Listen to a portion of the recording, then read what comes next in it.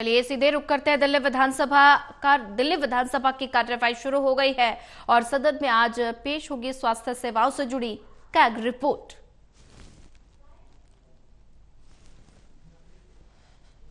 पेड़ की permission forest department देगा तो मुझे लगता है कि इसमें कुछ ना कुछ पॉलिसी में सुधार होना पड़ेगा, क्योंकि मैं ये मानती हूं कि पार्क में लगा हुआ पेड़ और घरों के आगे लगे हुए पेड़ फॉरेस्ट के अंदर आने में कितने हद तक वो उचित होने चाहिए, इसके ऊपर हमें थोड़ा विचार करना पड़ेगा कि फॉरेस्ट डिपार्टमेंट किन पेड़ों को डील करे और बाकी ये जो पेड़ हैं इनको किस तरह से डील करा जाना चाहिए। तो चूंकि ये समस्या बहुत गंभीर हो चुकी है और पिछले 2 साल से इनके ऊपर कार्रवाई नहीं हो पा रही है, तो इलाके में, क्षेत्र में, मेरे ग्रेटर कैलाश विधानसभा में तो ये बहुत बड़ा इशू है। तो इसके ऊपर संज्ञान लेकर इसके ऊपर क्लैरिटी के साथ हमें पता हो और कुछ आदेश भी पारित किए जाएं कि जो मामले हैं फॉरेस्ट डिपार्टमेंट के पास पड़े उनके ऊपर निर्णय क्यों नहीं होता। क्योंकि ऐसा भी देखने को मिलता है कि कई बार कोई पेड़ किसी के साथ घर पे पूरे का पूरा कट जाता है, वो परमिशन कैसे मिलती है नहीं मालूम, लेकिन मैं केवल छटाई की बात कर रही हूँ।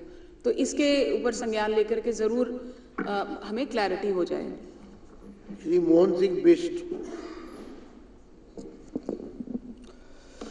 आदरणीय अध्यक्ष जी,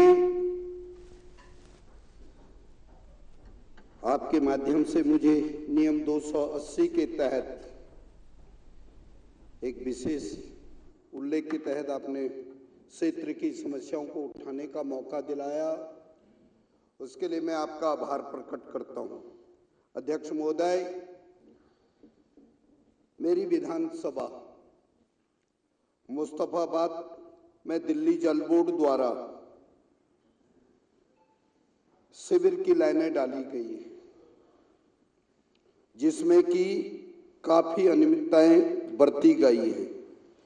अध्यक्ष महोदय, दिल्ली सरकार द्वारा, तत्कालीन सरकार द्वारा जिस प्रकार से बजट का दुरुपयोग करके आज उन शिविर लाइनों की हालत इस प्रकार से बद से बदतर हो गई।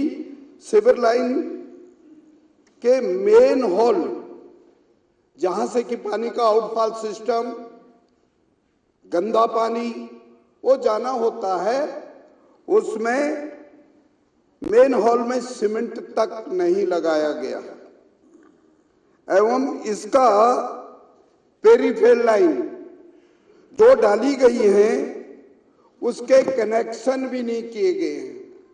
अध्यक्ष जी, शिविर की लाइन डालने का कोई फायदा नहीं होगा सर। इसमें आनन फानन में शिविर लाइन डाल करके सरकार का करोड़ों रुपए राजस्व का नुकसान किया गया है और यहाँ पे घटिया तथा निम्न प्रकार के पाइपलाइन इत्यादि का उपयोग करके शिविर लाइन डाली गई है। भविष्य में मुझे लगता है इनको चालू करने से शिविर का गंदा पानी गलियों, घरों, सड़कों इत्यादि में भर जाएगा, जिस कारण मकान भी क्षतिग्रस्त होने की संभावना बढ़ चुकी है। इस संदर्भ में मेरा आपसे अनुरोध है अध्यक्ष महोदय कि उपरोक्त सरकारी कार्य की जांच की जाए तथा इससे किसी प्रकार की जो अनियमितताएं आई हैं उनका निवारण हो सके। और यही नहीं, मैं आपके माध्यम से मंत्री जी से एक निवेदन करना चाहता हूं कि